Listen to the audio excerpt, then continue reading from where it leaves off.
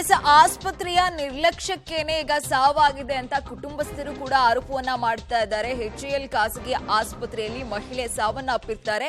ಮೃತ ಗರ್ಭಿಣಿ ಕುಟುಂಬಸ್ಥರಿಂದ ಈಗ ಆಸ್ಪತ್ರೆ ಮುಂದೆ ಗಲಾಟೆ ನಡೀತಾ ಇದೆ. ಪಾಪ ಅವರು ಗರ್ಭಿಣಿ ಆಗಿದ್ರು, ಅವರು ಖಾಸಗಿ ಆಸ್ಪತ್ರೆಗೆ ಹೋಗಿರ್ತಾರೆ. ಇಂತಹ ಸಂದರ್ಭದಲ್ಲಿ ಮೃತಪಟ್ಟಿದ್ದಾರೆ. ಇದೇ ಹಿನ್ನೆಲೆಯಲ್ಲಿ ಈಗ ಮೃತ ಗರ್ಭಿಣಿ ಕುಟುಂಬಸ್ಥರಿಂದ ಆಸ್ಪತ್ರೆ ಮುಂದೆ ಒಂದು ರೀತಿಯಾಗಿ ಆಕ್ರೋಶ ಜೋರಾಗ್ತಾ ಇದೆ. 33 ವರ್ಷದ ಜನನಿ ಹೆರಿಗೆಗೆ ಅಂತ ಆಸ್ಪತ್ರೆಗೆ ಬಂದಿರ್ತಾರೆ. ಇಂತಹ ಸಂದರ್ಭದಲ್ಲಿ ಸಾವನ್ನಪ್ಪಿರ್ತಾರೆ. ಇನ್ನು IVF ಮೂಲಕ ಅವರು ಮಗುವನ್ನ ಪಡ್ಕೊಂಡಿದ್ರು ಅನ್ನೋ ಮಾಹಿತಿ ಕೂಡ ಮತ್ತೊಂದು ಕಡೆ ಸಿಗ್ತಾ ಇದೆ.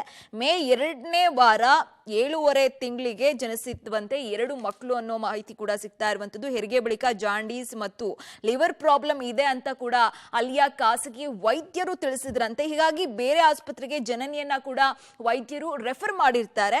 ಚಿಕಿತ್ಸೆ ವೇಳೆ ಈಗ ಸಾವನ್ನಪ್ಪಿರ್ತಾರೆ. ಜೊತೆಗೆ 30 ಲಕ್ಷ ಬಿಲ್ ಆಗಿದೆ. 30 ಲಕ್ಷ ದುಡ್ಡು ಕೊಟ್ಬಿಟ್ಟು ನೀವು ಡೆಡ್ ಬಾಡಿನ ತಗೊಂಡು ಹೋಗ್ಬೋದು ಅಂತ ಕೂಡ ಈಗ ಅಲ್ಲಿನ ವೈದ್ಯರು ತಿಳಿಸ್ತಾ ಇರುವಂತದ್ದು. ಇದೇ ಹಿನ್ನೆಲೆಯಲ್ಲಿ ಈಗ ಈ ಸಾವಿಗೆ ಈಡಾಗಿರುವಂತಹ ಕುಟುಂಬಸ್ಥರ ಕಡೆಯಿಂದ ಒಂದು ರೀತಿಯಾಗಿ ಆಕ್ರೋಶ ಆಸ್ಪತ್ರೆಯ ಮುಂದೆ ನಡೀತಾ ಇರುವಂತದ್ದು ಗಮನಿಸ್ತಾ ಇದ್ದೀರಾ. ಈಕೆಯೇ ಈಗ ಖಾಸಗಿ ಆಸ್ಪತ್ರೆಯಲ್ಲಿ ಸಾವನ್ನಪ್ಪಿರುವಂತಹ ಮಹಿಳೆ.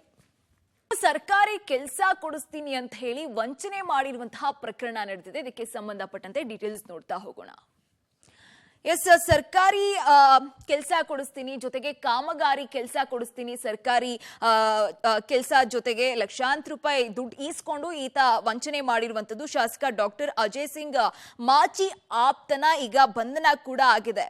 ಇನ್ನು ಡಾಕ್ಟರ್ ಅಜಯ್ ಸಿಂಗ್ ಕಲಬುರಗಿ ಜಿಲ್ಲೆ ಜೇವರ್ಗಿ ಕಾಂಗ್ರೆಸ್ ಶಾಸಕ ಇವರ ಆಪ್ತನನ್ನ ಈಗ ಪೊಲೀಸರು ಬಂಧಿಸಿರುವಂತದ್ದು. ಲಕ್ಷಾಂತರ ರೂಪಾಯಿ ವಂಚನೆ ಮಾಡಿದಂತೆ ಈತ ಸರ್ಕಾರಿ ಕೆಲಸ ಕೊಡಿಸ್ತೀನಿ, ಸರ್ಕಾರಿ ಕಾಮಗಾರಿಯನ್ನ ಕೊಡಿಸ್ತೀನಿ ಅಂತ ಹೇಳಿ ಸಾಕಷ್ಟು ಜನರಿಗೆ ಮೋಸ ಮಾಡಿರುವಂತದ್ದು. ಇದೇ ಹಿನ್ನೆಲೆಯಲ್ಲಿ ಈಗ ಪೊಲೀಸರು ಆತನನ್ನ ಬಂಧಿಸಿದ್ದಾರೆ.